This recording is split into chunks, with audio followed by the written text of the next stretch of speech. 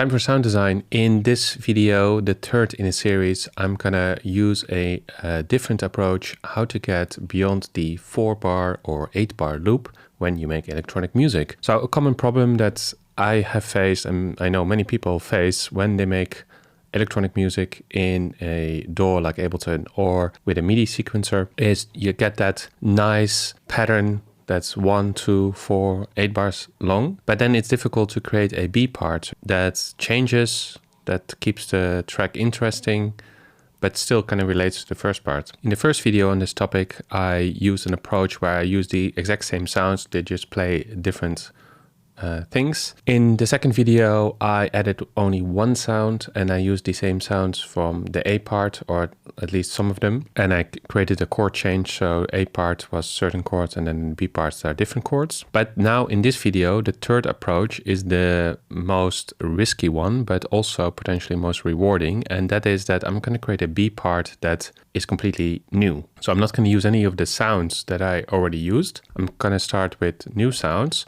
The only thing is that I will keep the tempo of the track, of course, the same. It's 121 BPM. And I'm going to keep the key the same. So it is in E minor, so I'm going to keep that the same. But I'm not going to use any of the sounds or the instruments that I've used. Sort of the tricky thing about this is then you also need to bridge it in some way. So you're not only going to create a B part, but I'm also going to create a bridge after I create a B part. So there's a sort of logical or natural transition from A to B. So without further ado, let's get started. Let's go to Ableton. I'll play you the A part. If you haven't seen the other videos, they're linked in the description, so do check them out as well. So this is the 8-bar loop that we gonna work with.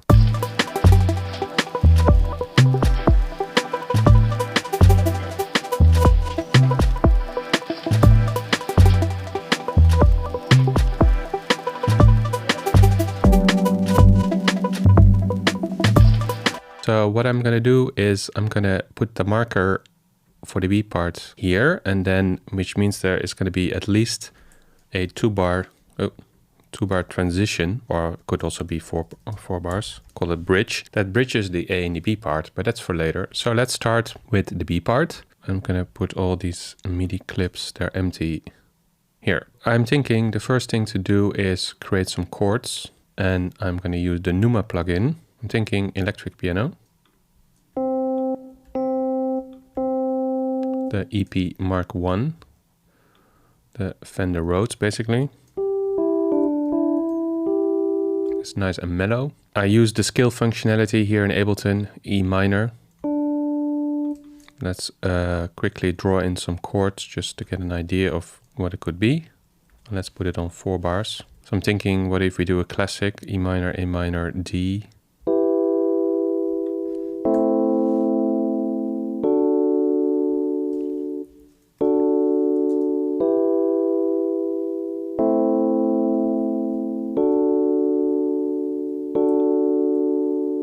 Let's create a bass. I'm going to work very quickly here just to get an idea down, and then later we can refine it. So I'm going to use the operator subsign preset. So what did I do here?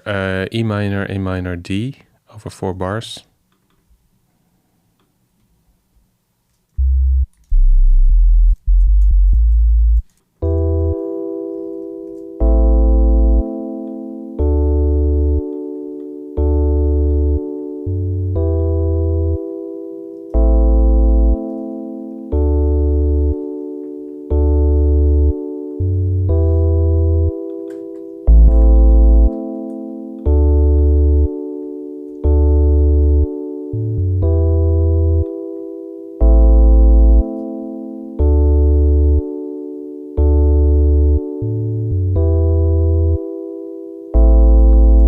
This is extremely mellow.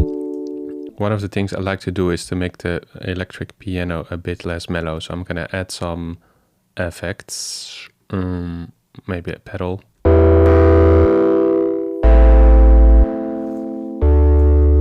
Bit of distortion.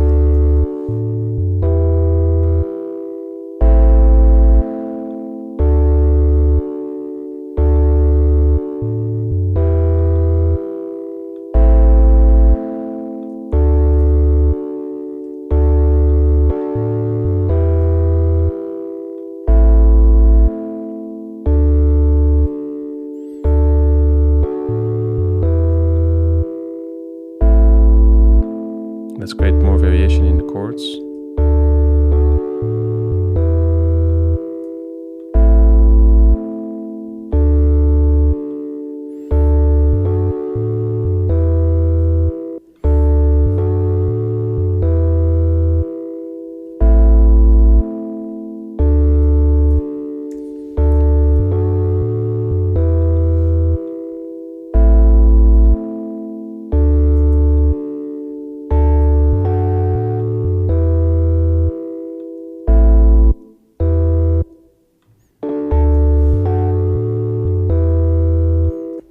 One of the things that was in the A part kind of prominent, but in the background are the textures. So there was the field recording in the subway, and then there was some kind of other noisy thing from a percussive loop. So I want to create some kind of texture here as well, so that it doesn't become too clean and breaks too much with the A part. So I found this loop. So let's add that.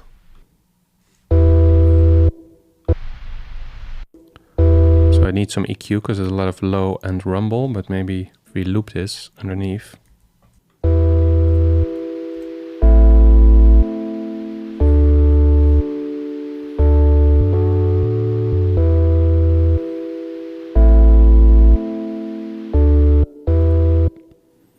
And maybe create some tremolo on this texture, noise texture to maybe at 8 notes.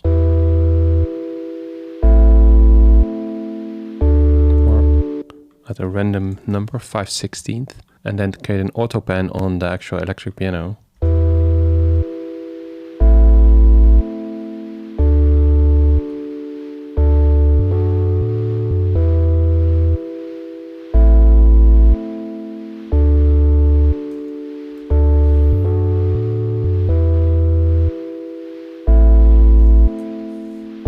Maybe lower it in volume a bit.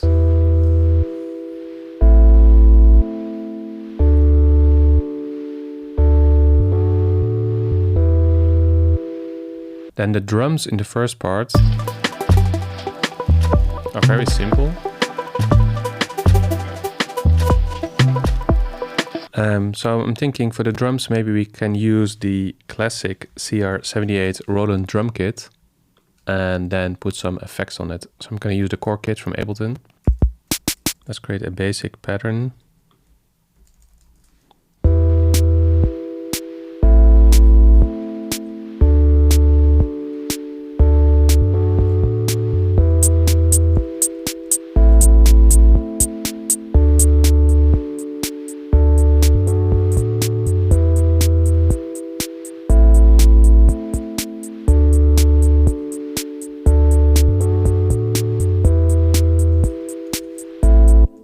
Let's copy this actually and separate the kick and the snare, the hi-hat from the kick and the snare, because the hi-hat is very, it's a lot of high frequency content. I want to treat that separately, and I want to use a distortion or maybe a fuzz on the kick and the snare.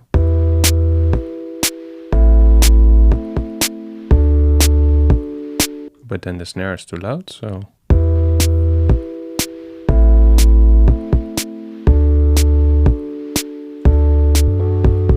And also let's bend the drums a bit, like in old music.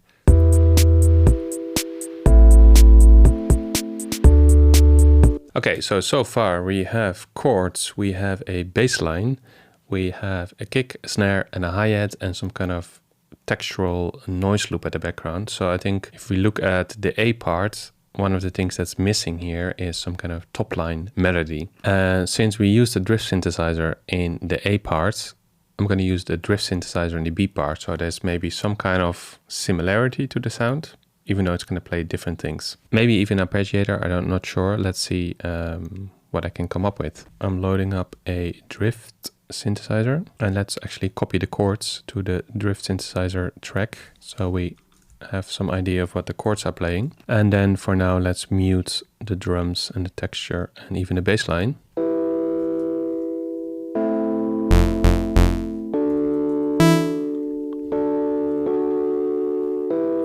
So we want some kind of short sound, so I'm going to put the sustain all the way down, also the decay, maybe sort of a bit of reversed sound.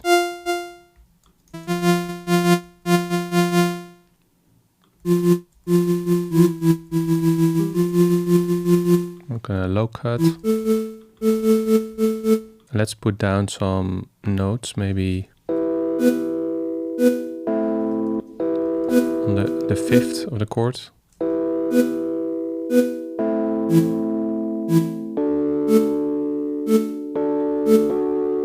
Okay, this is very vanilla, but it's a starting point.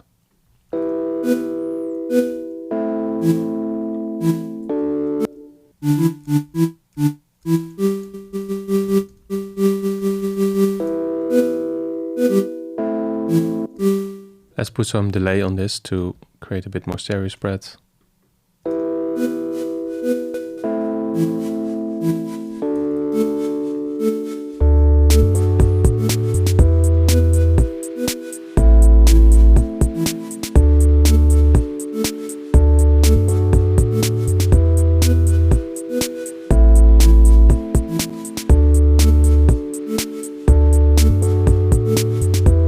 Okay, this could work. Now I want to add a sample to kind of make a bit more glitchy, just cut up something. So I'm gonna browse through my sample library and find something that has some interesting vibes. So I came up with this one. You might think it doesn't fit, but let's see if I can use the till. A bit aggressive, but...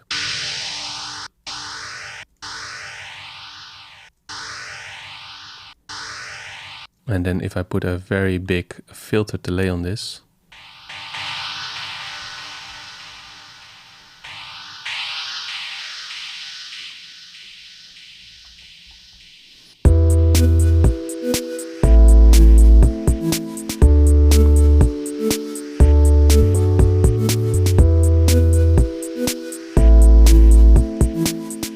Okay, let's add one more sample.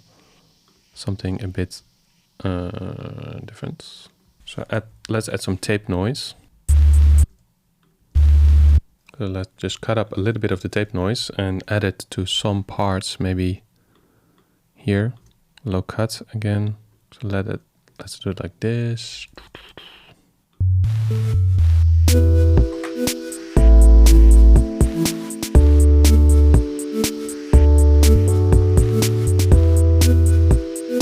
So yeah, that's what I have for the B part. Let's play it in its entirety.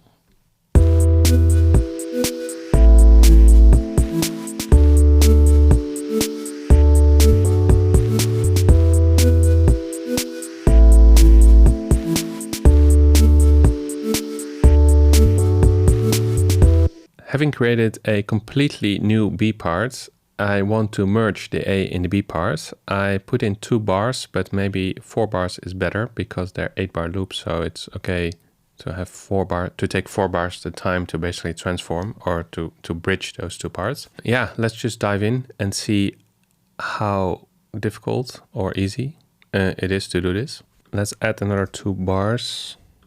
So we have 4 bars the time to transform from A to B.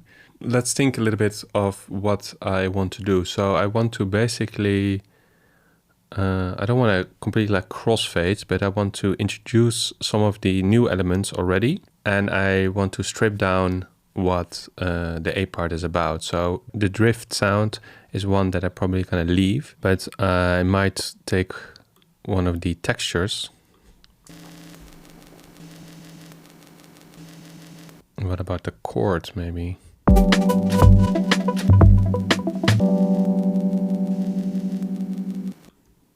So this is a G major chord.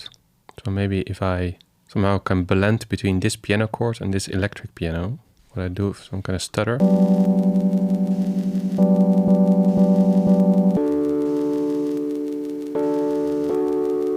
Or what if I just, that's maybe better, create a new electric piano part, which is actually a G major. So then I can play it like here.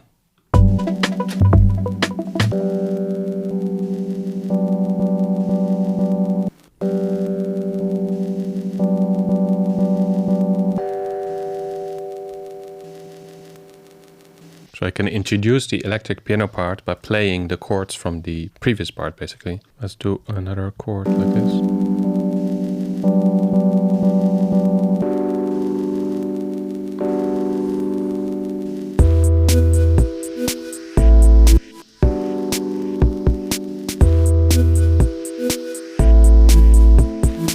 And maybe I can fade between the textures. So if I fade this one out, the one from the A part, by using the gain, doing a fade like this.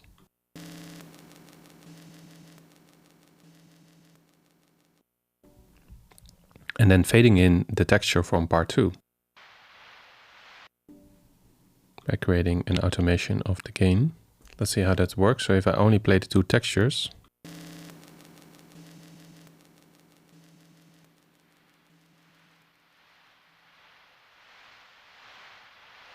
Yeah, I think this could work. Let's play the transition part.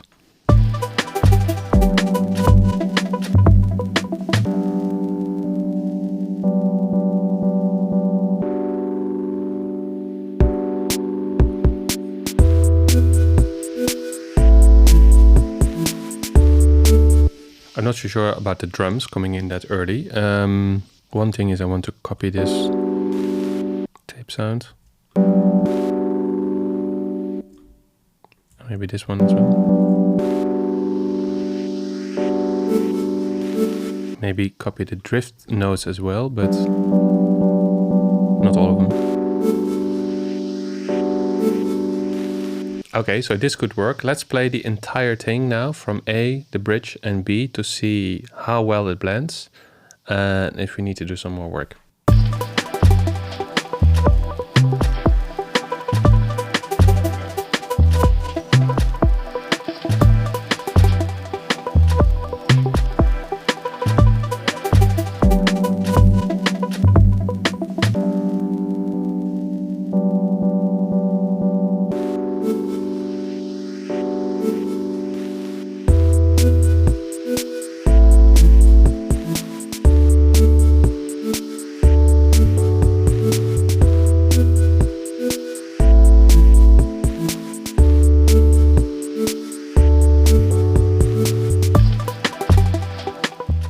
So yeah, going back from B to A, that doesn't work yet. So there needs to be another transition, but maybe you don't want to go back from B to A. So maybe it is A can be the first half of the song and then B can be somehow the second half. So it just changes, but you never go back actually to A.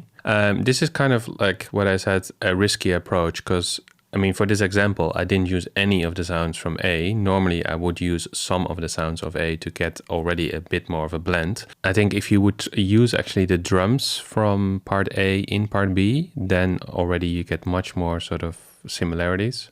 But for this example, I didn't do that. Let me know what you think about this third approach. It is definitely the most experimental one, but maybe it is inspiring as well. That's it for this video. I hope you enjoyed it. Let me know in the comments what you think about these 3 approaches that I described now in these 3 videos. What is your favorite approach of creating a B part when you have an A part? And as always, see you in the next one.